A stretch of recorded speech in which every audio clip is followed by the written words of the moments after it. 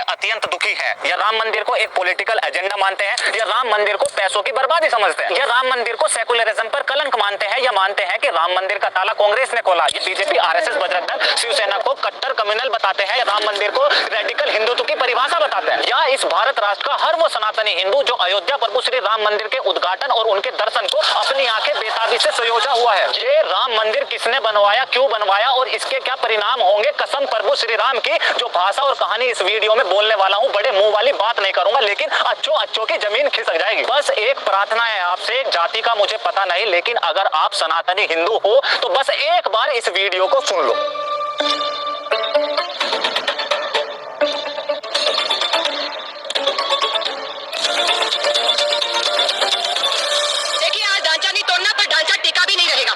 समय था 1984 और अभी इंदिरा गांधी का असैसिनेशन हुआ था। इसके 2 महीने बाद चुनाव हुए और मात्र 40 साल के राजीव गांधी राजनीतिक इतिहास की सबसे बड़ी जीत 414 सीट के साथ प्रधानमंत्री बन गए। अभी कुछ समय ही हुआ था और अगले ही साल 1985 साहबानो केस पर सुप्रीम कोर्ट का फैसला आ गया। साहबानो की जीत और सुप्रीम कोर्ट के फैसले से एक बहुत बड़ा मुस्लिम वर्ग आक्रोशित, नाराज हो गया। मुसलमानों की इसी नाराजगी को दूर करने के लिए स्वर्गीय राजीव गांधी ने पार्लियामेंट के अंदर अध्यादेश लाकर मानो नया कानून बनाकर सुप्रीम कोर्ट के फैसले को ही खारिज कर दिया। देश को गौरवान्वित करने वाले इस कदम से मुस्लिम तो खुश हुए, लेकिन सेकुलर राष्ट्र की इस छवि को देखकर हिंदू भड़क उठे। अब हिंदुओं का विरोध प्रदर्शन और गुस्से को शांत करने के लिए ऐसा कहा जाता है कि राजीव गांधी ने एक निजी कोर्ट से फैसला आता है कि विवादित ढांचे के अंदर बने राम मंदिर के दरवाजों को खोल दिया जाए। इस फैसले से समस्त हिंदू लोग खुशी से पागल हो गए। विश्व हिंदू परिषद और संघ परिवार जिस राम जन्मभूमि के लिए दशकों से संघर्ष कर रहे थे, इस फैसले को राम मंदिर निर्माण के अवसर में देखने लगे। अभी तक जो राम मंदिर विश्व हिंदू परिषद या संघ परिवार तक सीमित था, वो अब चुनाव से पहले 1989 पहली बार किसी राजनीतिक पार्टी बीजेपी ने राम मंदिर निर्माण को अपने मैनिफेस्टो में जोड़ लिया। राम के जुड़ते ही 1989 चुनाव में बीजेपी 2 सीट से 88 सीटों पर पहुंच गई।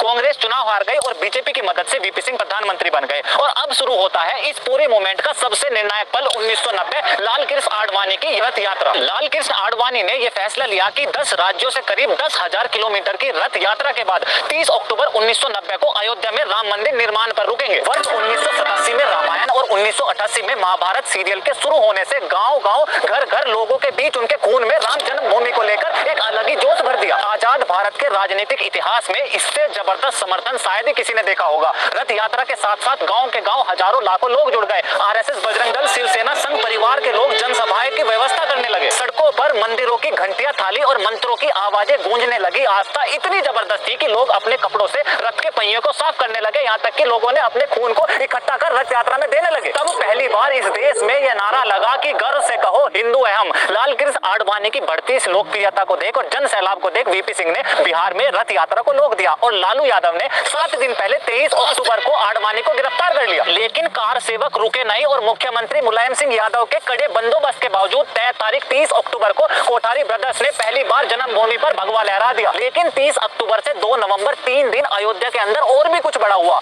पूरे अयोध्या में लॉकडाउन होने के बावजूद, 28,000 सैनिक होने के बावजूद कार सेवक अयोध्या पहुंच गए। ये बात मुख्यमंत्री जी को हजम नहीं हुई और 3 दिन तक हर उस कार सेवक को घुस कर चुन कर गोली मारी गई जो उस विवादित ढांचे के अंदर घुसे और चढ़े। उन दोनों भाइयों कोठारी ब्रदर्स को घुसकर बाहर निकालकर सबके सामने गोली मारी गई। आज भी अयोध्या की वो गली शहीद गली के नाम पर है। लाशों की गिनती ना पता चले, इस पुलिस ने लाशों को रेत की बोरी से बांधकर सरयू नदी में फेंक दिया। एक बात जो 1989 से 1991 2 सालों में राजनीतिक परिप्रेक्ष्य में बदली, जिसकी वजह से शायद वो विवादित ढांचा गिरा, वो था कि जिस भी दल या राजनीतिक पार्टी ने राम का विरोध करा, प्रभु श्री राम ने उसी के अस्तित्व को खत्म कर दिया। जिस वीपी सिंह ने रथ यात्रा को रोका, तभी सरकार बदल गई और प्रधानमंत्री पद छोड़ना पड़ा। जिस लालू यादव ने गिरफ्तार करा, मुख्यमंत्री बदल गया और जिस मुलायम सिंह यादव ने कार सेवकों पर गोलियां चलवाई, उस उत्तर प्रदेश में कल्याण सिंह यादव की सरकार बन गई। और जो बीजेपी 1984 में राम के नाम से केवल 2 सीटों के साथ चली थी, 1989 में 88 और 1991 चुनाव में 125 सीटों के साथ दूसरी सबसे बड़ी पार्टी बन गई। 1991 चुनाव के दौरान राजीव गांधी जी का भी असैसिनेशन हो गया।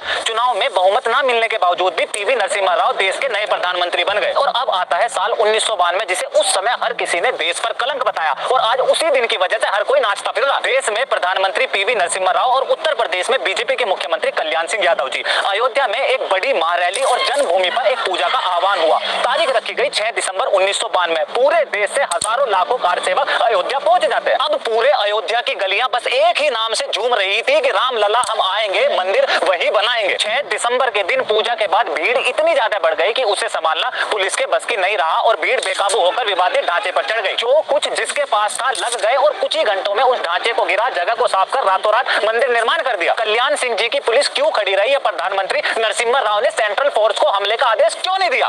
क्योंकि वो जानते थे कि राम का विरोध करने पर कांग्रेस का क्या हुआ, वीपी सिंह कहां गायब हो गए या लालू मुलायम की क्या दुर्गति हुई। और शायद ये राम जी या उन कार सेवकों का आशीर्वाद ही होगा कि देश में पहली बार माइनॉरिटी गवर्नमेंट नरसिम्हा राव जी ने अपने पूरे 5 साल का कार्यकाल पूरा करा। और आखिरकार सदियों बाद 6 दिसंबर 1992 अपने जन्म स्थान पर रामलला जी एक टेंट के नीचे विद्यमान हो गए। बहुत आसान है आज आसपास सारी सुविधाएं और व्यवस्था के बाद इतिहास की घटनाओं पर टिप्पणी कर खुद को बुद्धिजीवी घोषित करना। आज जिस आरएसएस, विश्व हिंदू परिषद, बजरंग दल, शिवसेना या बीजेपी को जो हिंदू कम्युनल हिंदुत्ववादी गुंडे बोलते हैं, उन्हीं के कार सेवकों ने निस्वार्थ बिना किसी लोभ के अपने यहाँ खोपड़ी पर गोलियां खाई हैं। तब जाकर आज आपको प्रभु श्री राम मंदिर के दर्शन होने वाले हैं। और अगर आज भी कोई सेकुलर हिंदू यह मानता हो कि 1990 या 1992 की घटना एक दुर्भाग्य या एक कलंक था, तो किस मुंह से जाओगे दर्शन को? यह कहानी केवल विवादित ढांचे के गिरने या मंदिर स्थापित करने की नहीं है। यह कहानी है अयोध्या के उस शहीद गली की, सरयू नदी में आधे कटे हुए राम भक्तों के शरीर की, अपना घर बार छोड़ हजारों किलोमीटर नंगे पैर चलने वाले कार सेवकों की आस्था की। यह कहानी है उन राजनीतिक दल और संगठनों की जिसने राम जन्मभूमि को प्राथमिकता दी और उसके लिए लड़े। और यह कहानी है हिंदुओं के उस शौर्य की जिसने सनातन का पुनः उदय और अपने खून, आदर्श और राष्ट्र के लिए लड़ने की प्रेरणा दी। अभी जब आप रामलला के दर्शन को अयोध्या जाओगे तो वो शहीद गली आपके माथे की प्रतीक्षा करेगी।